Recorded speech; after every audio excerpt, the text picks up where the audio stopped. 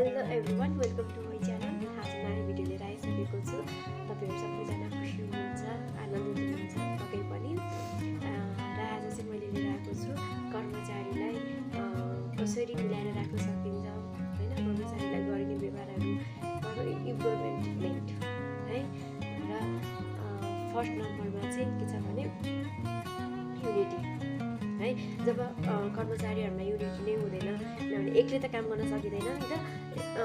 कर्मचारीहरु एकअर्कामा मिल्ने मिलाउने छैन, एकले अर्कालाई गर्ने, एकले अर्काको काम गर्नुपर्ने नरुचाउने, एकअर्कासँग मिलेर कामै गर्न सक्नु छैन। त्यो भयो भने तपाईको अफिसमा, तपाईको कम्पनीमा काम राम्रोसँग हुन सक्दैन के। त्यही भएर स्टाफ र ओनर बीच पनि युनिटी हुन जरुरी छ। किनभने स्टाफहरुभित्र बीच मात्र भयो भने पनि खाली स्यालेरीको लागि दबाब दिने गर्ने कामहरु उनीहरुको हिसाबले गर्दिने हुन्छ। तर स्टाफ ओनर दुईटै को युनिटी भयो भने, दुईटै मिल्नु भयो भने त्यो कम्पनी एकदम ग्रो गर्छ हैन। अनि त्यसै इनर्जी पनि एकदम राम्रो आउँछ है। Second point, no gossip. अरूको कुरा काट्ने तपाईको कम्पनीमा त्यो बानीहरु त्योहरु चाहिँ हुँदैन है। जब कुरा काट्न थालिन्छ, तपाईकै कुरा काट्न सक्नुहुन्छ, तपाईको साथीको कुरा काट्न सक्नुहुन्छ। एकअर्काले यसरी काम गरे नि, आज त्यसरी आथे नि, आज त्यसले कामै गरेन नि, मैले हेरे गरे नि। अब त्यो कुराहरु धेरै हुन्छ के स्टाफहरुमा।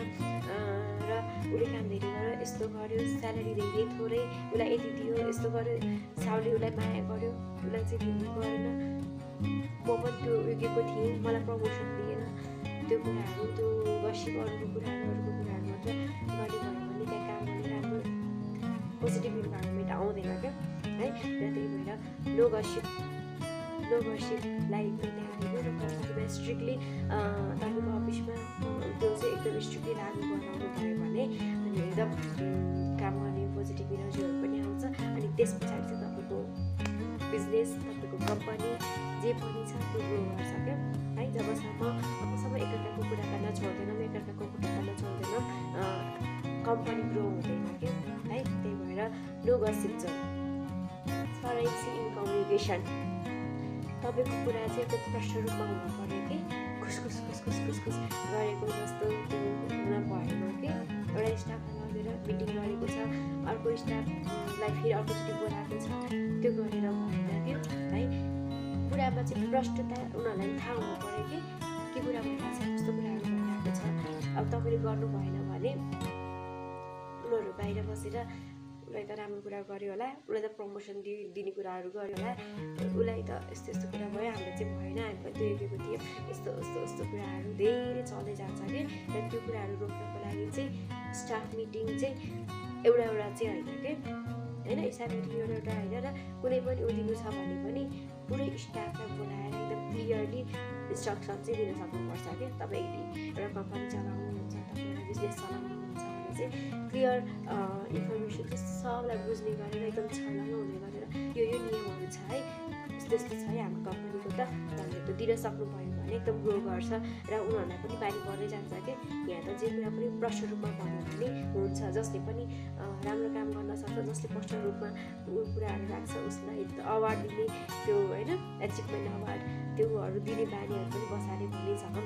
अझै त्यो राम्रो त्यो इन्भाइरोमेन्टहरू क्रिएट हुँदै जान्छ कि। त्यो गर्नु त तपाईँको जिम्मा हो, किनभने तपाईँको कम्पनी हो।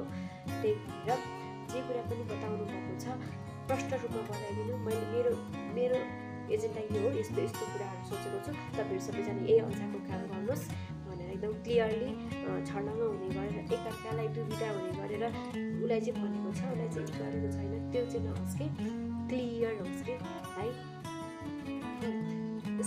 है। स्किललाई चाहिँ डेभलप गराउँदै जानु भयो भने तपाईँको कम्पनीको स्टाफहरू अझै डेभलप हुनुहुन्छ र बस्न चाहनुहुन्छ कि।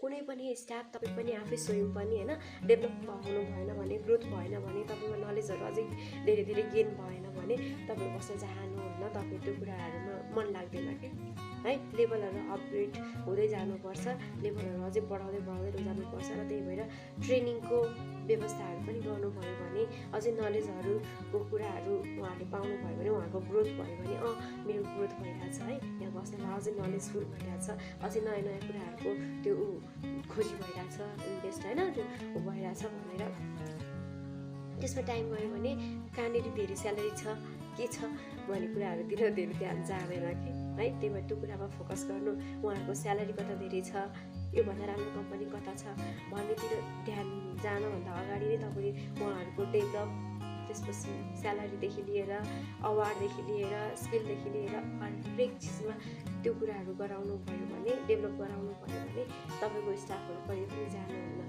है। र नयाँ स्टाफलाई लिएर आएर फेरि सिकाएर त्यो गराउनु त झन् हुन्छ नि त।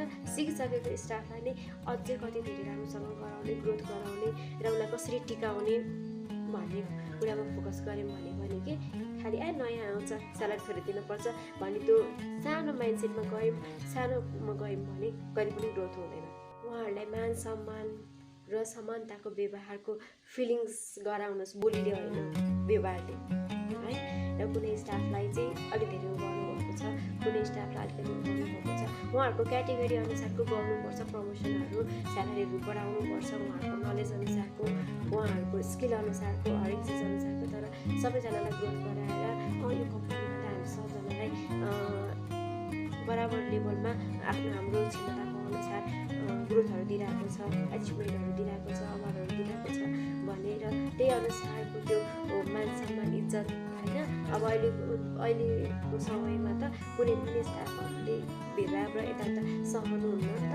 त्यही भएर सबलाई समानता व्यवहार गर्ने, मान सम्मान इज्जत गरेर र उहाँहरूको कामलाई इज्जत गरेर अझै प्रोत्साहन गर्ने, उहाँहरूको मनबाट आओस् कि एकदम हामीलाई राम्रो सोचाइरहेको छ है, एकदम राम्रो गरिरहनु भएको छ, बस्नु बरु स्यालेरी थोरै भए पनि म अरू कुराले सन्तुष्टि छु, ठिक छ स्यालेरी बिस्तारै बढ्छ त्यो भन्ने माइन्डसेटहरू त्यो मनबाट त्यस्तो कुराहरू आओस् कि होइन। अरूको कम्पनीमा गयो भने पनि यस्तो यस्तो त्यो कुराहरू चाहिँ नआओस् कि स्यालेरी अर्को कम्पनीमा यस्तो राम्रो छ उस्तो छ भन्ने सोचेर आउनुभन्दा अगाडि तपाईँको कम्पनीमा एकदम राम्रो राम्रो उयोहरू गराइदिनु भयो भने स्टाफहरूलाई मान सम्मान इज्जत र उनीहरूलाई मनैदेखिको त्यो फिल आओस् कि व्यवहारले देखाउनुहोस् कि एभ्रीवान किप सपोर्ट मी र तपाईँहरूको बिजनेस एकदमै ग्रोथ होस् भन्ने चाहना छ।